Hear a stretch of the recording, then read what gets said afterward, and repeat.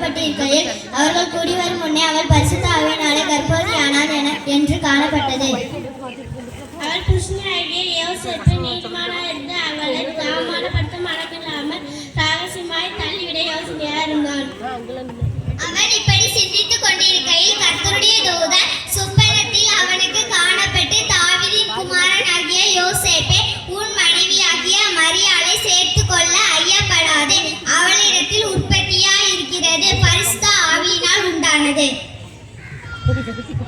அவள் ஒரு குமாரனை பெறுவாள். அவருக்கு இயேசு என்று பெயரிடுவாயாக. ஏனெனில் அவர் தமது ஜனங்களின் பாவங்களை நீக்கி அவர்களை ரட்சிப்பார் என்ற தீர்க்கதரிசியின் மூலமாய் கர்த்தராலே உரைக்கப்பட்டது நிறைவேறும்படி இதெல்லாம் நடந்தது.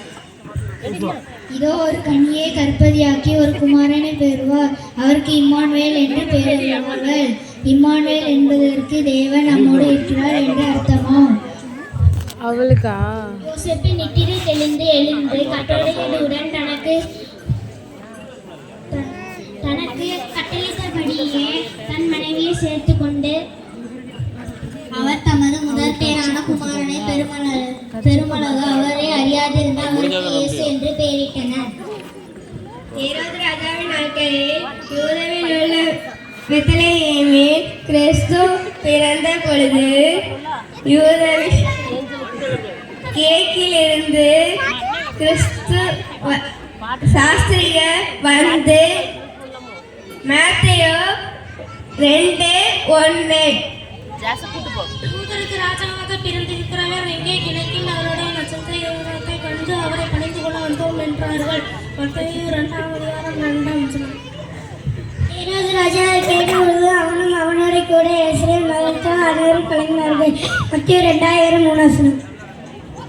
அவன் பிரதான ஆசாரியர் ஜனத்தின் வேதபாரகர் எல்லாரையும் கூடி வர செய்து கிறிஸ்துவானவர் எங்கே பிறப்பார் என்று அவரிடத்தில் விசாரித்தான். மத்தேயு 2:4. அதுக்கு அவர்கள் ஊதாவில் உள்ள பெத்லகேமில் பிறப்பார்.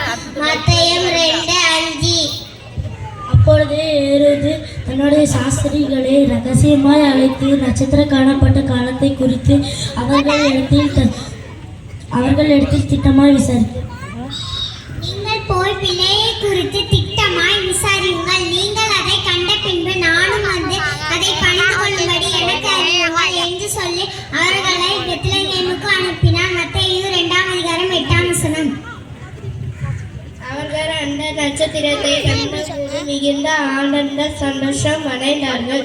மத்தேயு 2:10.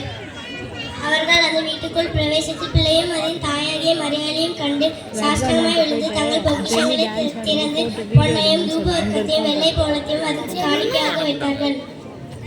அவர்கள் போன பின்பு கர்த்தருடைய தூதன் சொப்பனத்திலே யோசேப்புக்கு காணப்பட்டு, ஏரோது பிள்ளைகளை கொலை செய்ய தேடுவான்.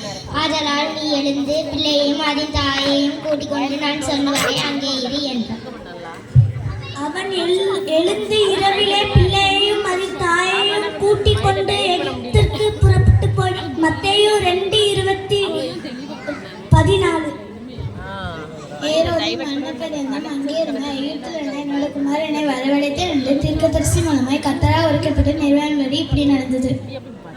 நமக்கு ஒரு பாலகன் பிறந்தான், நமக்கு ஒரு குமாரன் கொடுக்கப்பட்டான். கர்த்தத்துவம் அவர் தோளின் மேல் இருக்கும்.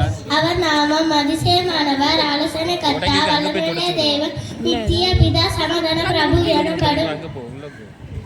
நமக்காக பிறந்த பாலன் பிறப்பின்